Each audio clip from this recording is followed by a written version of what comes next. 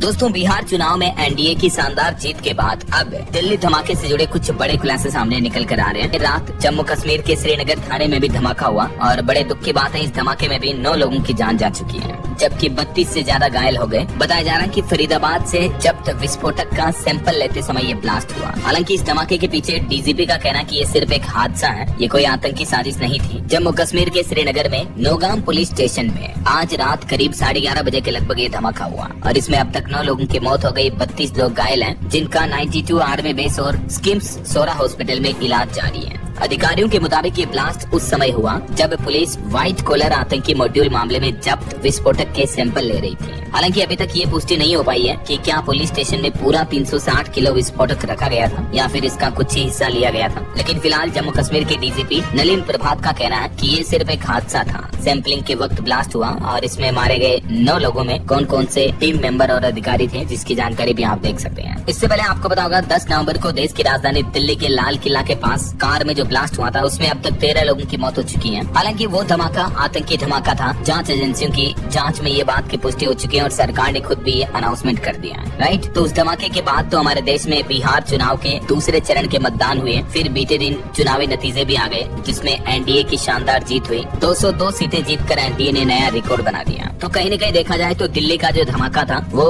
बिहार विधानसभा चुनाव में भी माहौल बिगाड़ने की एक कोशिश थी। तो दोस्तों, बिहार में ये विधानसभा चुनाव में जीत के बाद राजधानी दिल्ली में इसका जश्न मनाया और इस कार्यक्रम में संबोधित करते हुए पीएम मोदी बोले कि कांग्रेस अब मुस्लिम लीगी माओवादी पार्टी बन गई है। बिहार में छठ को ड्रामा कहने वाले बिहार की इज्जत क्या करेंगे। मोदी गमछा लहराते हुए बीजेपी मुख्यालय पहुंचे थे और यहाँ मखाने की माला पहनी और बोले कि बिहार के लोगों ने गर्दा उड़ा दिया। तो ये कुछ टॉप मोमेंट्स देखने को मिले। इसके अलावा बिहार चुनाव में जीत के तुरंत बाद ही किसानों के लिए भी केंद्र सरकार ने बड़ा ऐलान कर दिया है। पीएम किसान सम्मान निधि योजना के 2-2 हजार रूपए बैंक खाते में जमा कर दिए जाएंगे 19 तारीख को। पीएम किसान की 21वीं किस्त के रूप में ये धनराशि जमा की जाएगी। देश भर के लगभग 9 करोड़ किसानों के खातों में 18,000 करोड़ रुपए स्थानांतरित किए जाएंगे, है ना। और इस बीच देखिए दोस्तों, दिल्ली ब्लास्ट से जुड़े कुछ और बड़े खुलासे सामने आ रहे हैं। एक तो नया सीसीटीवी वीडियो फुटेज सामने आ रहा, जिसमें देखा जा रहा है कि जमीन के तकरीबन 40 फीट नीचे मेट्रो स्टेशन तक हिल गया। ये धमाका इतना भयंकर था, जरा सोचिए आप, चारों तरफ अपना तबरी सी बज गई, मानो भूकंप आया हो ना, वैसा लगा। हरियाणा के नूह से जो खरीदा गया था ये विस्फोटक बड़ी भारी मात्रा में था। ये तो दिल्ली ब्लास्ट का भी नया सीसीटीवी फुटेज सामने आ रहा है। ये video Lal Qila underground metro station का है और इस फुटेज में दिख रहा है कि 10 नवंबर शाम 6:51 पर जब ऊपर धरती पर जोरदार धमाका होता है तो करीब 40 फीट नीचे पूरा स्टेशन हिल जाता है। धमाके की तीव्रता इतनी थी कि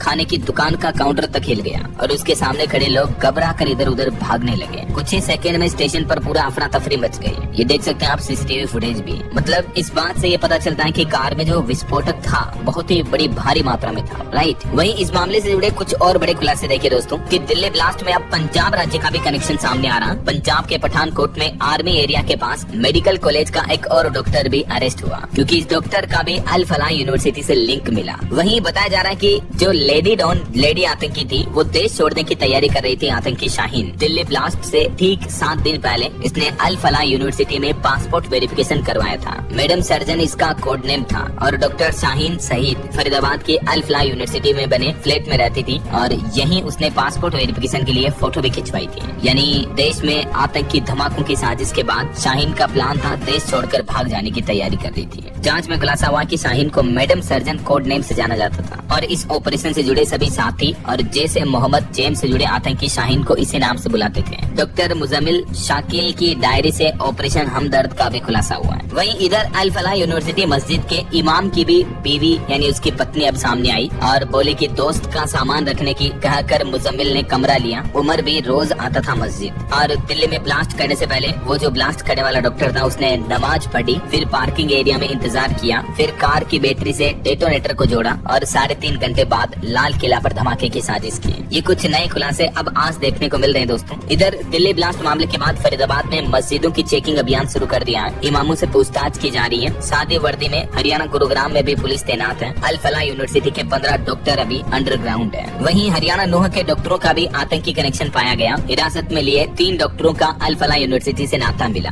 ब्लास्ट के दिन दिल्ली में था डॉक्टर मुस्तकीम और बताया जा रहा है कि धमाकों के लिए हरियाणा के नूह से ही खरीदा गया था अमोनियम नाइट्रेट, जिससे ये विस्फोटक बनाए गए। डॉक्टर मुजम्मिल को खाद विक्रेता ने बगैर लाइसेंस के ही खाद बेच दिया। फिरोजपुर जिरका खनन एरिया भी रडार पर है, क्योंकि खनन विस्फोट में अमोनियम नाइट्रेट का इस्तेमाल होता है, तो खाद बीज विक्रेताओं से ही ये अमोनियम नाइट्रेट का रिकॉर्ड मंगवाया है अब जांच एजेंसियों ने, खुलासा होने के बाद। और आतंकी डॉक्टर आदिल के मोबाइल से कुछ अश्लील तस्वीरें भी मिली हैं। कश्मीरी लड़कियों से डॉक्टरों को हनी ट्रैप में फंसाता था ये। सहारनपुर में ट्रेनिंग सेंटर के लिए भी जमीन खरीदी थी। यूपी के सहारनपुर से ही पकड़ा गया डॉक्टर आदिल। साल 2023-24 से लापता रहा, मतलब 23-24 के टाइम के दौरान 23 से लेकर नवंबर 24 तक लापता था, और इस दौरान वह अपने घर पर भी नहीं था, न ही नौकरी पर अस्पताल गया था। ऐसे में सवाल उठता है कि करीब 1 साल तक आदिल कहाँ लापता था, और इस दरमियान उसने किन किन लोगों से बात की, क्या बात की। इन सभी सवालों के जवाब भी अब एसटीएफ जांच एजेंसियां तलाश रही है। वहीं खुलासा में पता चला है कि दिल्ली ब्लास्ट में मरने वाले आतंकी का दोस्त है आरिफ भी। लेडी टेररिस्ट डॉक्टर शाहीन से ये रोज बात करता था, और 4 महीने पहले ये कानपुर में शिफ्ट हुआ था। तो एक के बाद एक नित नए डॉक्टर इस मामले में सामने आ रहे हैं दोस्तों। आज ही दिल्ली ब्लास्ट में संलिप्त 2 और डॉक्टर भी हरियाणा के 9 से गिरफ्तार हुए हैं। सख्त सुरक्षा प्रबंध भी किए गए हैं। वहीं दिल्ली लाल किला ब्लास्ट केस में आज एक और बड़ा खुलासा ये आ रहा है कि 2 किलो अमोनियम नाइट्रेट का इस्तेमाल हुआ था। इस समय उस यूनिवर्सिटी से जुड़े भी तकरीबन 15 चिकित्सक लापता हैं, जो डॉक्टर मुजम्मिल के संपर्क में रहे थे। वहीं इधर विपक्षी राजनीतिक पार्टियों ने, कांग्रेस ने भी केंद्र सरकार पर आरोप लगाया और कहा कि सुरक्षा में पूरी तरह विफल रही है केंद्र सरकार। दिल्ली ब्लास्ट को लेकर कांग्रेस अध्यक्ष मल्लिकार्जुन खड़गे ने सर्वदलीय बैठक की मांग भी की। वैसे इस दिल्ली ब्लास्ट की घटना के बाद देश भर के कई राज्यों में हाई अलर्ट जारी हुआ, राजस्थान वगैरह में, और खास करके पब्लिक प्लेसेज में जैसे खाटू श्याम जी मंदिर में भी हाई अलर्ट घोषित किया गया। श्रद्धालुओं के लिए कुछ नए नियम लागू हुए। श्रद्धालुओं के सामानों की जांच की जा रही है, और मंदिर परिसर में किसी भी तरह का बैग ले जाने की अनुमति नहीं दी गई, और मंदिर के आसपास का पूरा क्षेत्र नो व्हीकल जोन घोषित किया गया। दिल्ली धमाके के बाद राजधानी दिल्ली में डीजीपी ने सभी पुलिस कर्मियों की छुट्टियां भी रद्द कर दी गई है, और अलर्ट मोड पर रखी सभी सुरक्षा एजेंसियों को। इधर दिल्ली ब्लास्ट मामले में डॉक्टर शाहीन का कानपुर नेटवर्क भी पकड़ा गया। डॉक्टर आरिफ के डिलीटेड मैसेज खोलेंगे सारे राज। तो ये दोस्तों आज दिल्ली धमाके से जुड़े कुछ बड़े अपडेट्स और नए खुलासे सामने आ रहे हैं। बिहार चुनाव में नतीजे आने के बाद उम्मीद है अब जांच एजेंसियां रोजाना जोरों शोरों से अपना काम कर रही हैं। जल्द ही इस घटना की तह तक पहुंचा जाएगा और अपराधियों को सख्त से सख्त सजा सुनाई जाएगी। निर्दोष लोगों को न्याय मिल पाएगा। जुड़े रहेगा आप पल पल मेरे साथ।